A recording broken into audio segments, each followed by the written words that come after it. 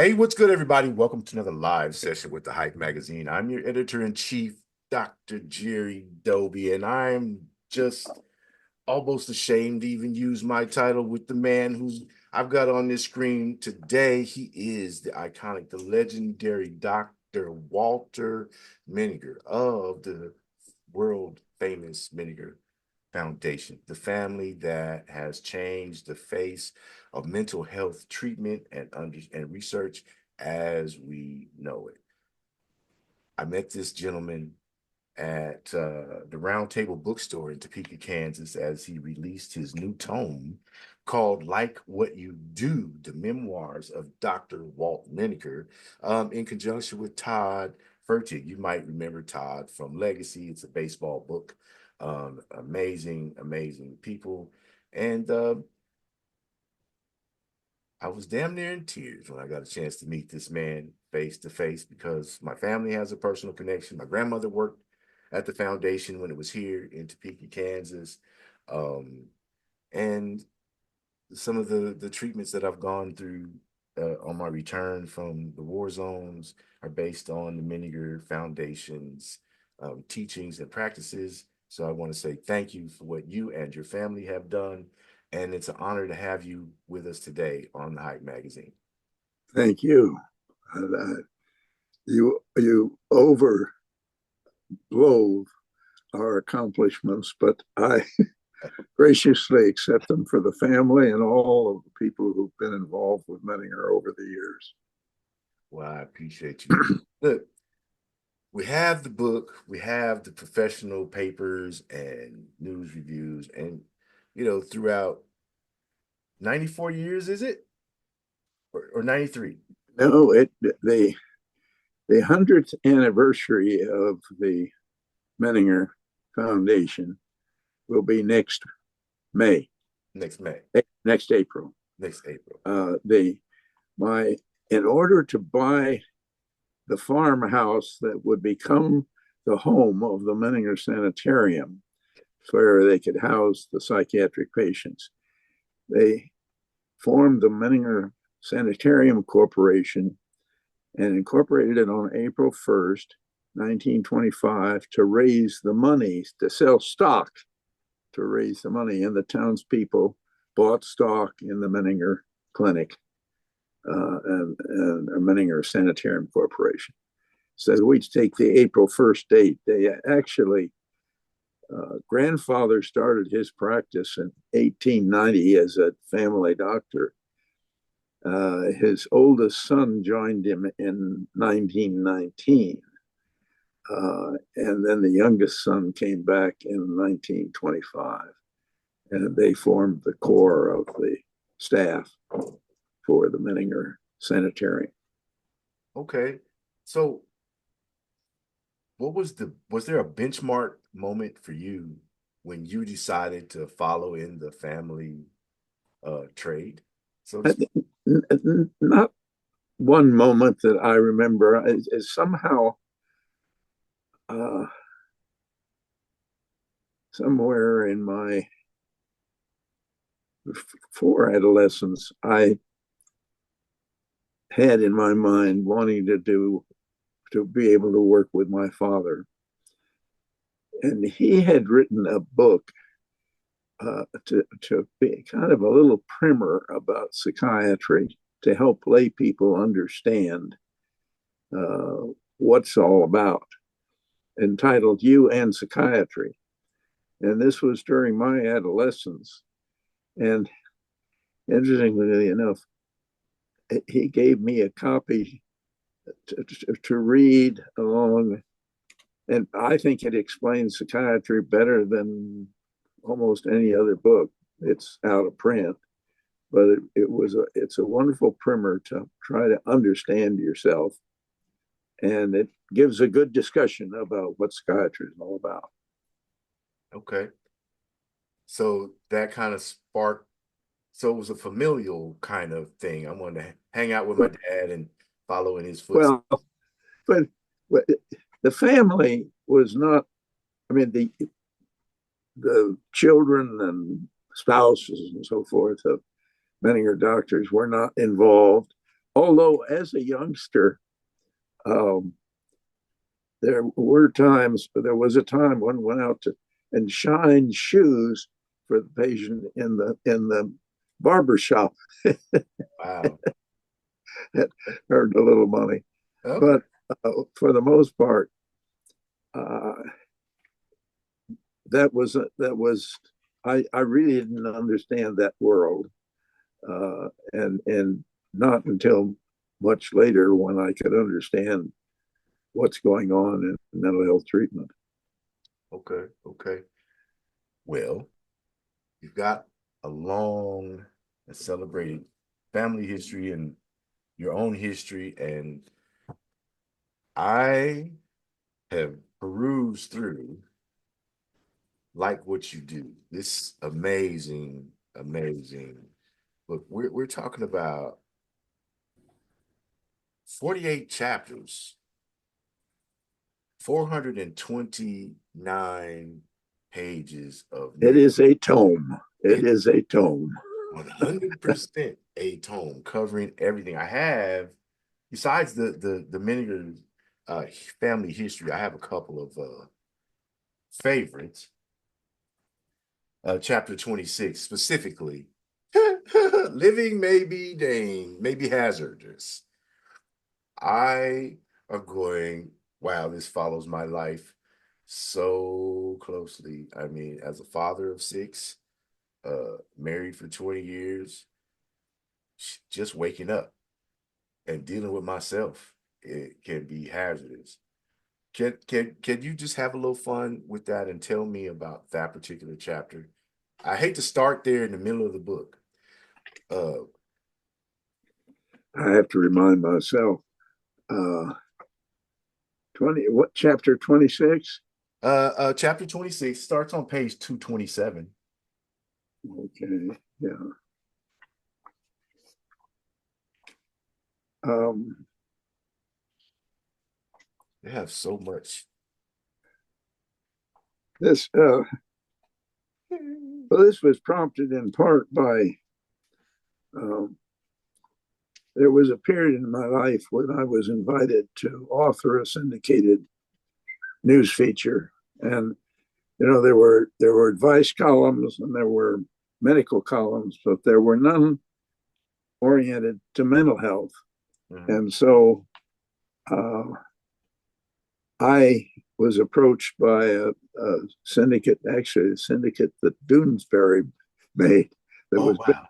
in Kansas City, was known as Sheed McNeil Publishing, and they asked me to do and then asked at a number of points we put together a book of my columns, and I tried to organize them in a manner to help people acknowledge that life can be hazardous and what are some of the ways that we can go about coping with it. Mm. And that caution living may be hazardous chapter sort of reflects that. In as I put together that thought, uh, I thought about the simile of golf, Mm. and the fact that uh, golf in its competitive form and otherwise, um, it isn't just going out a nice long green and doing it. What makes golf challenging is recognizing that there are hazards you have to be able to master going through. And so the challenge is not to totally eliminate the hazards, but to know how to negotiate the hazards. Mm. And I thought that was a good simile in terms of coping with life and mental health. Okay.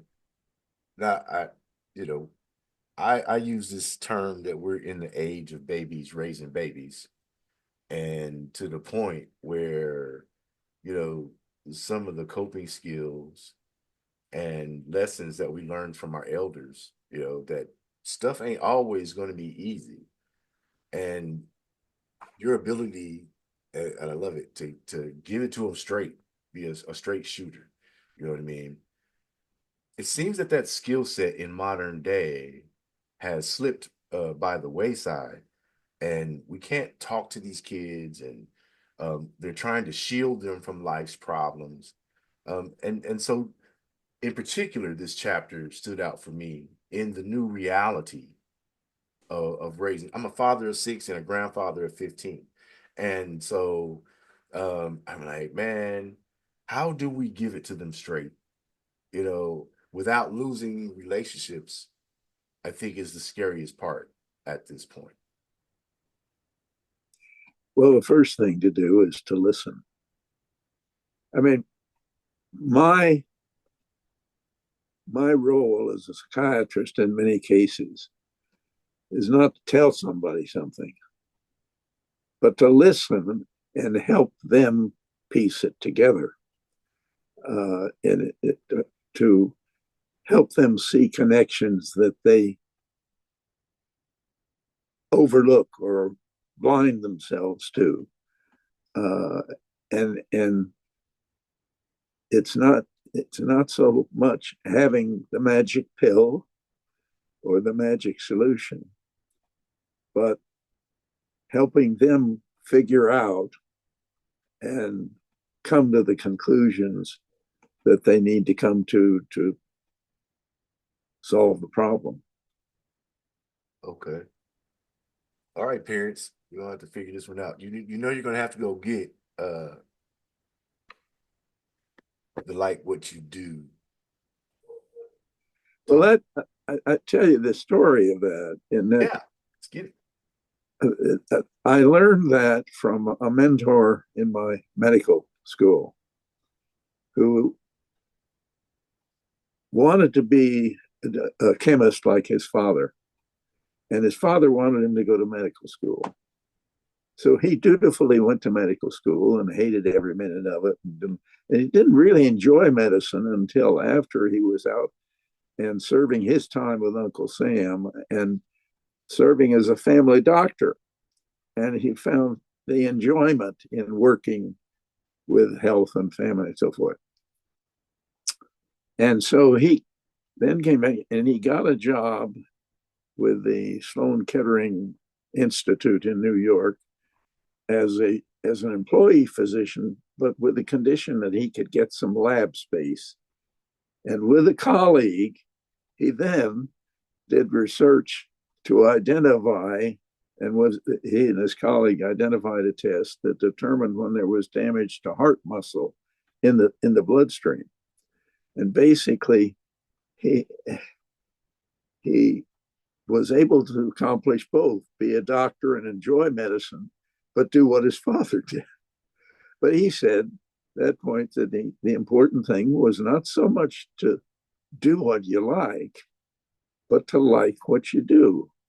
And I had an experience in life where I was volunteered to do a job that wasn't my initial choice, and diverted from what was uh, my primary work at the time.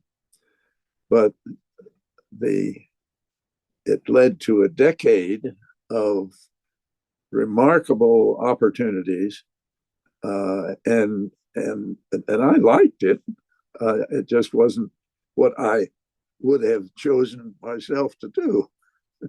Okay. But in effect, it's the challenge is making lemonade out of what you feel are lemons. Hmm. Well, how did you make that lemonade in that circumstance? Oh, I'd have to say that's the result of the work of my mother and my father. Okay. In other words, do it. I mean, and when it was work that needed to be done. It involved working with remarkable people. It involved teaching, and there's teaching is a wonderful profession, Hmm. really, in terms of behaving. In that case, it was young doctors training to be psychiatrists, but it I there wasn't just one thing I needed to do. Mm. I was able to still do all sorts of things and got invitations that were gratifying. I mean, when when when uh, the folks came over to invite me to do the newspaper column, uh, that was an unexpected opportunity, and it was a challenge. I mean, I had worked in journalism in high school and college and so forth, but to take on the task of producing a newspaper column of a given length 3 times or for three columns a week. Initially Wow. started 2 and then they wanted 3. And there's no vacation when you're writing a column. Mm. And so yeah, when I went on vacation, I had to take, and at the time I didn't have the advantages that you have now through all the electronics. And I had to type columns on on a typewriter and Oh, mail them back to the publisher. I So, remember those days. The typewriter before electric. right. You know, I don't remember the what I learned on, but it was black with black keys and gold trim on the circle, and the keys were circular, elevated, and then changing that darn ribbon, all that ink all over one's fingers. Uh, you know, But again, there's a fortuitous aspect to that. yeah. I was in junior high school in World War II, and that in my 7th grade, 8th grade, the manual arts teacher had gotten drafted. Mm. And so they had to create other courses to replace that course. And I took typing and learned touch typing. Mhm. And that made an incredible difference. At this age, I can't do it anymore. Yeah, understand. but but it proved to be an important and valuable resource when I did all kinds of writing and publishing, uh, putting together papers professionally and so forth Mm. the rest of my life. I remember um, we still had typewriters when I first went into the military, and we used carbon paper. Yeah, I had to put the paper in between the copies and get it lined up just so. I'm like, would I ever use this skill ever again? Thank goodness for the word processor that came out later. Um, but I was it fun learning the typing because I had a blast of competing, especially as a male in a classroom full of ladies who I wanted to out type them. And I didn't want to do the minimum 35 words a minute. I challenged, but I got to 120 words a minute and for no good reason. Now, And, I would not say for no good reason. well, I mean, For, I for, do it for, now. for maybe it wasn't necessary for survival, Right, right. but but how about your own satisfaction with yourself? Isn't Yeah, that a good reason? yeah, yeah. Eventually, I learned to compete with myself, but at the time, I just wanted to be better than the girls and at something because I wasn't good at dodgeball, kickball, or any of that other stuff. Volleyball, not volleyball, tetherball.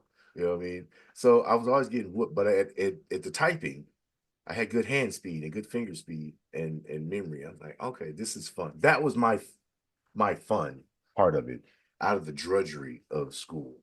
Uh, you know, but it helped when I started learning to write the book reports and in English and doing essays and things like that. Other people would try to and my handwriting looked like a doctor before uh, I knew what doctor's handwriting looked like. So the typing helped me be understood better. So anyway, what was the most fun for you about the process of not only learning to type, but learning to put your thoughts together into a column format? Well, uh, by the time, I mean, I used the typing in high school and college, and actually was worked on the Stanford Daily when I was in college. Was the whole managing editor there, so I had that continuing kind of, and there were all parallel satisfactions. But uh, when the time came when I was had the columns with a deadline, it was just a matter of I had a process that I was able to get table of contents of professional publications and so forth to get ideas for the column. And obviously, once it was going, I got letters, which also people raising questions and had things to talk about. But the matter of then, I had to limit myself to 3 drafts. Mm. When you write a book, or the other things, you don't stop with 3 drafts. you Right. process and process and process. But the matter of typing, I limited myself to the time and would have 3 drafts and then send them off.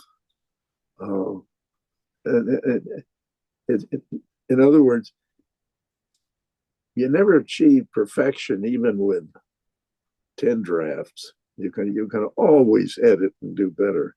The problem is the diminishing returns is perfection that necessary. Not always. Not always. I agree with you. Sometimes it's okay to be a little rough. Let the editors do some work. Yeah. That's what they're there for. uh, Speaking of editing, and the time it took, like what you do, how long was this a work in process, the newest book? I forgot. It's over 3 years. Um, I had this the story that led to this. I had thought about a memoir in a different context earlier, but hadn't really gone to it. And Todd Fertig and his wife bought. He's a reporter writer, and he bought the house I grew up in. And they tracked me down and asked if I would come over and tell them a little more about the house that I grew up in. And on one of those occasions, somehow we got to talking about a memoir, and Todd's wife came and said, Todd can help you with that. And so we got talking further, and we wrote a contract, and he did a lot of research. And then he came over and he would tape interviews on topics as we moved along. And then in addition, I wanted to be able to include in this memoir what I felt were some of my best papers that could help people gain more understanding of things going on in life for themselves, or the so that one of them is what we call the TGIF syndrome. Yeah. You had a terrible week and so forth, and you realize the end of the week you're just wiped out, and that's a phenomenon that does have physical consequences, right? Depending on how stressful it has been on the body and on the mind. And we offered various thoughts of recognizing and respecting your body symptoms as a message to what your limits are. Right. So, and anyway, we incorporated a number of again, what I thought were my pithiest papers. And also, what he was able to take advantage of is every year for 65 years or so or more, I've authored a Christmas letter to friends that are two two pages, I mean one page back from back, and that gave a commentary about significant events or the status of life. Because the fact is, if you start at 90, as I did with this process, uh, we tell a different story about what happened than what really happened. And so, how do you have the raw material that tells you accurately what did happen at that time? And I end one of the things as fun as I end the book with my paper on memory and how, for the most part, in our old age, we remember things how they weren't. Hey, hey, it's okay though. I'm there. I'm there already. Yeah. But I am constantly reminded that's not how that happened.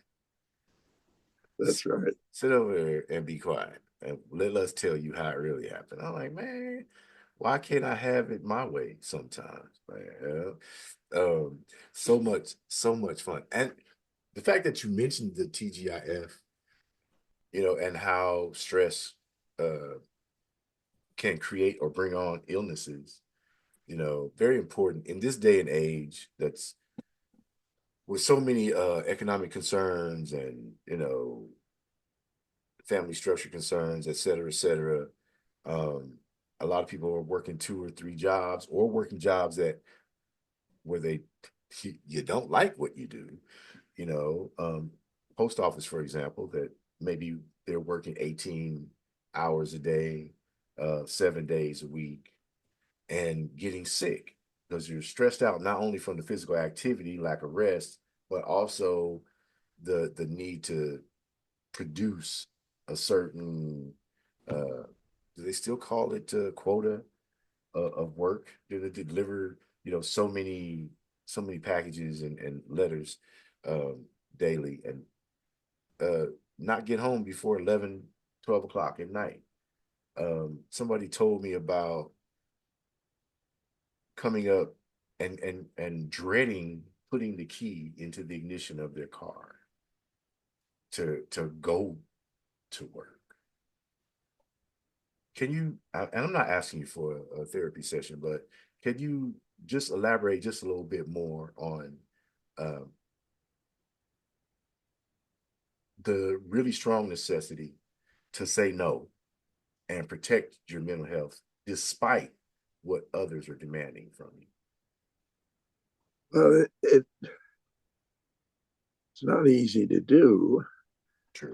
and that's why in certain circumstances your body forces you to.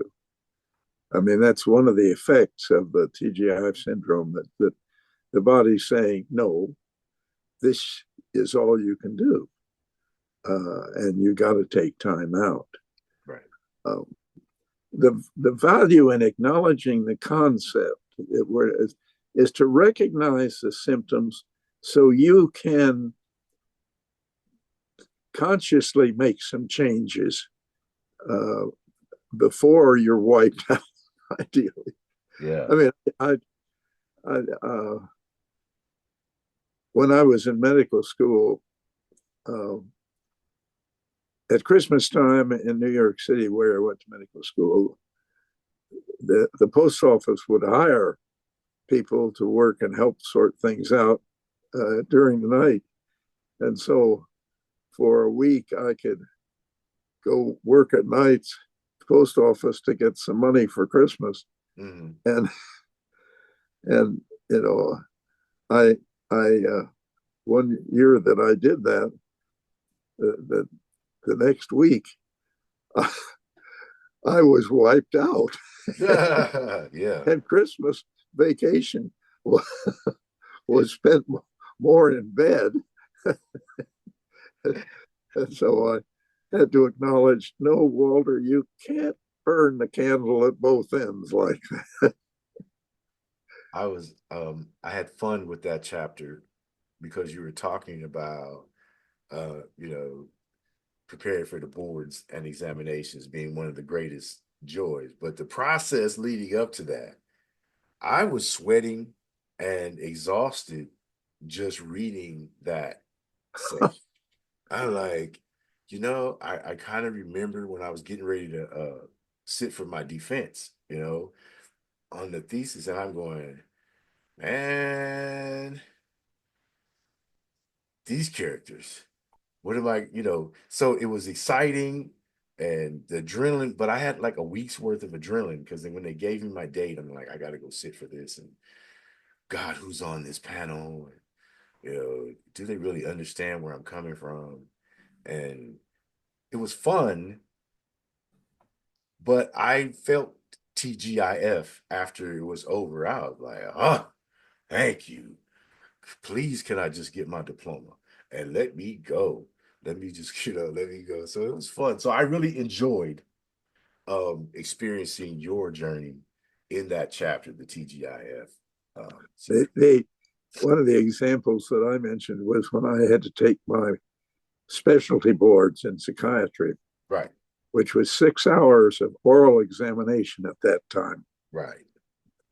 And I did fine all through the exam. And then as I was going back home, I lost my voice. And I was voiceless for 24 to 36 hours. Wow.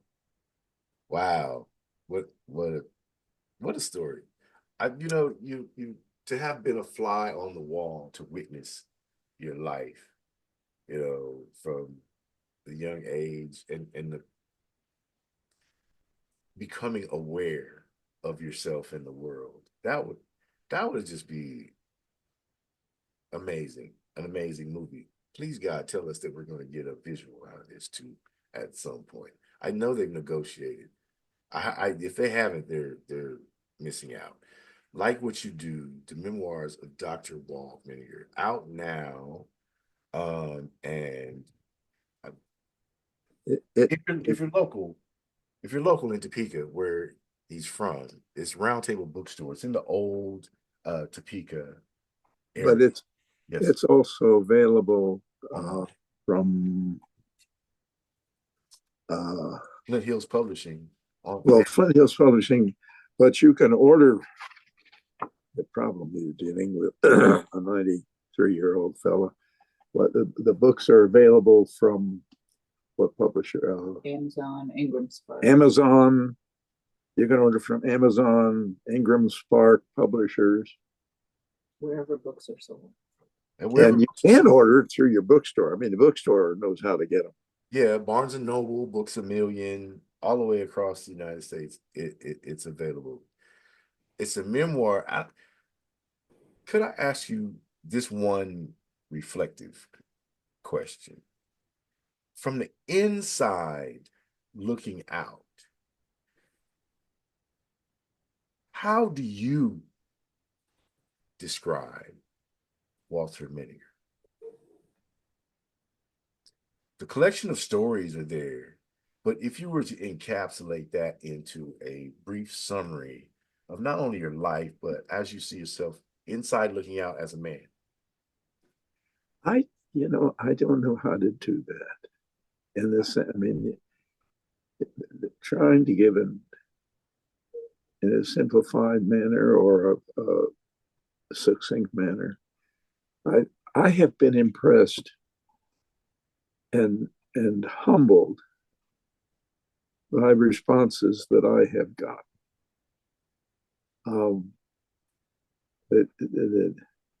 I sent the book for review to a bibliophile who actually he's a vice president of Wichita State University, but also is does uh, he gives a PBS show in Okay. Wichita, Kansas.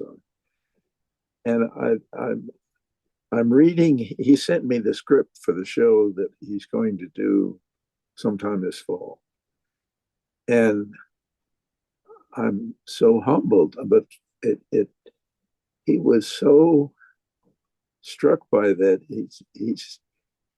He said he just sat and read it straight. It took him 3 days.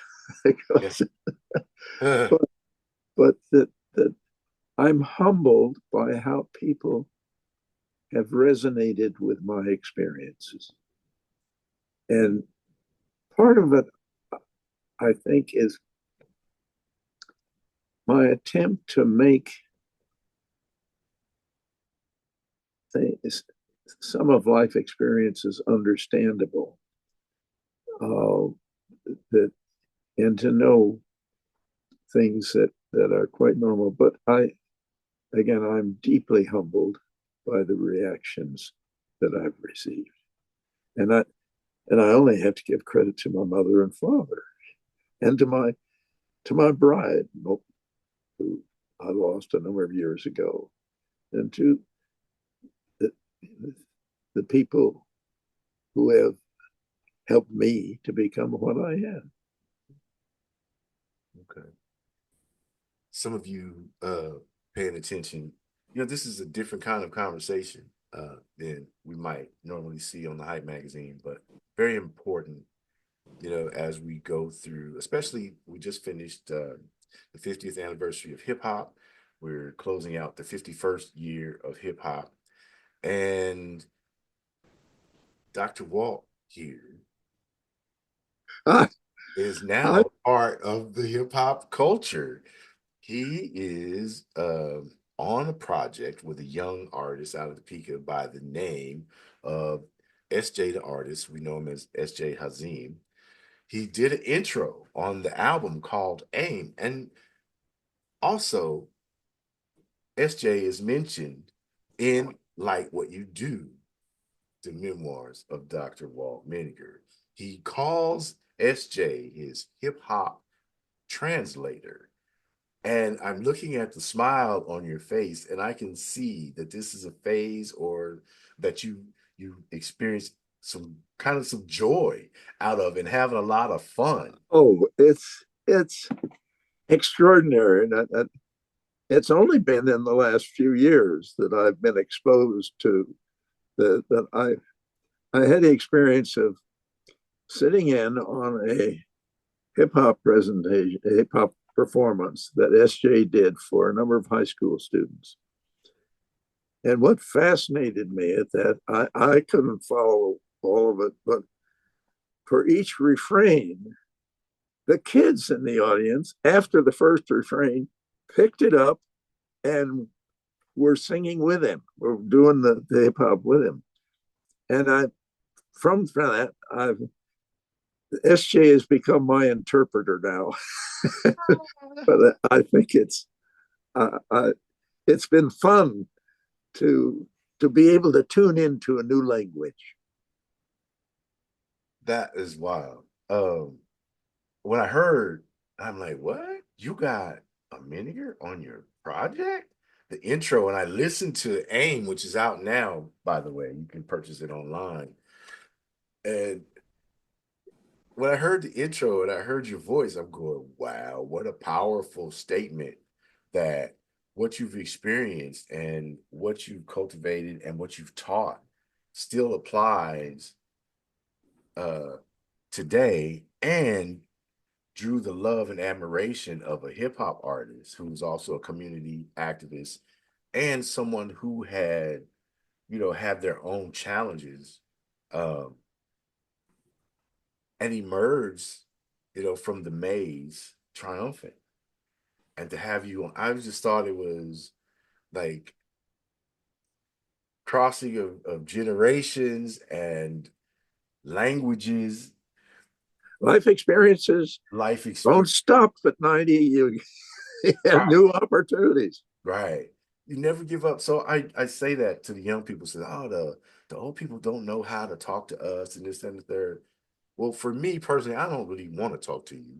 I have my own gaggle that I talk to every single day, but don't discount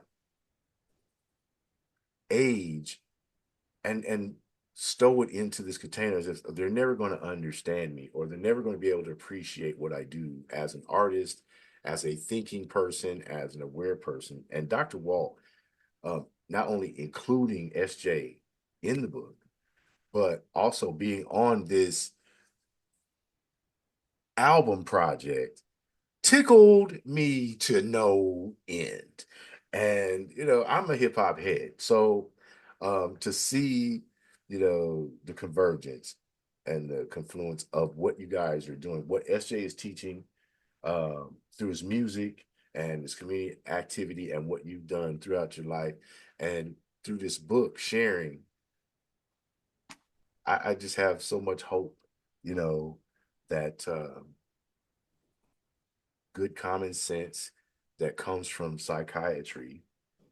There's a difference between psychiatry and common sense that comes from psychiatry, like trickle down economics. You're going to you got the highfalutin up here, but you got a benefit that you can understand. And the way that the book is written, it's enjoyable, it's entertaining, and still the concepts are presented in digestible bites because Dr. Walt is a shoot from the hip kind of guy. Give it to you straight.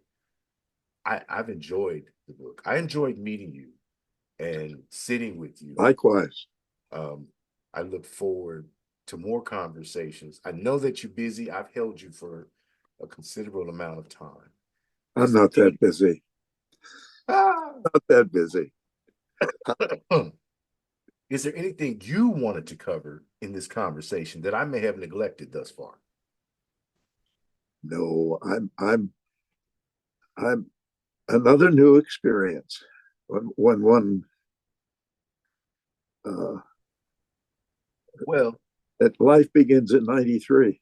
life begins at 93. I'm not mad at you. I have to ask this one question, and I am going to let you go. Um, you've been interviewed throughout your career and your life by pretty much everybody, their cat, uncle, and dog. You've been peer reviewed by, once again, pretty much everybody, their cat, uncle, and dog in your industry. Is there a question that media or researchers who've sat at your feet have not asked that you've always wanted to be asked? No, no, I I'll start some mess here. bless you. I, I, I, I don't have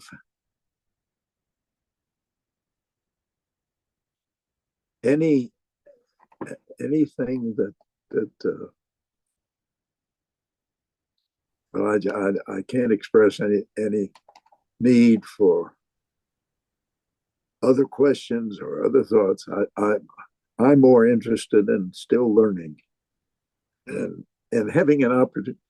I mean, doing this kind of interview with you, a sensitive interviewer and whatever. One can't ask for anything more than that. Oh, you do wonders for my ego, sir. You do wonders for my ego. Thank you. Thank you so much. Well, look, I'm going to tell you this. I've met you once, but looked in your eyes, held your hand, sat with you, felt the love, like a genuine human love. You uh, not a professional. Like he did ask me. He tried to get slick though, and asked me a couple of questions as I was sharing my experience, and I was like, "Oh, we're not going to get into a therapy session right here, sir." But I felt that it wasn't from a clinical side; it was a human being addressing another human being, and I felt the love, and I love you back. After having met you only in person once, but holding his hand in the book, and you'll see the pictures in the article.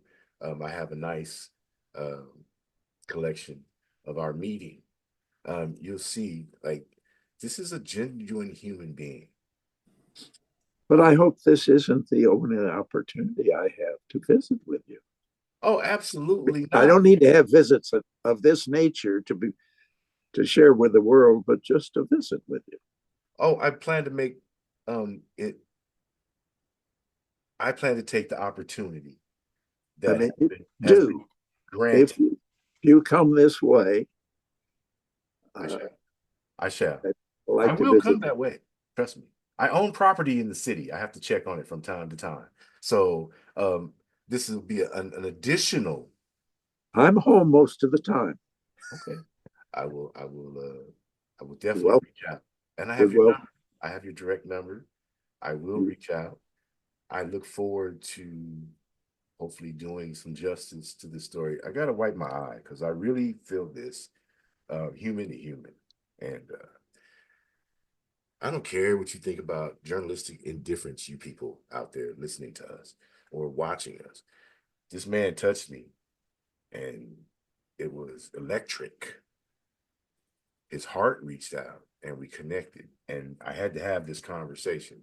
This is a bucket list that I have accomplished, bucket list item that I have accomplished. Like what you do, the memoirs of Dr. Walt Menninger. If you want to meet someone who has the ability to reach across generational lines and thought lines and chip away at ice cubes that might surround how you view the world and get through some jadedness, that maybe you evolved into because of your experiences. This is a book that will uplift. This is a book that will educate. Also, it's damn fun to just learn about this human being. Now, where you have to tell me how I can find this podcast, so when I'm having a terrible day, I can tune into it and be reminded, well, there was one day when things went very well. Thank you so much. You do wonders for my ego, as a journalist and as a human being, as a man. I really appreciate you. I will be sending you the link so that you can have it. You'll be able to view the video. You'll be able to read my editorial. Now I'm really nervous. Uh, do you know how many papers this man has written? Do you know how many articles this man has written? And I have to actually write in addition to the video.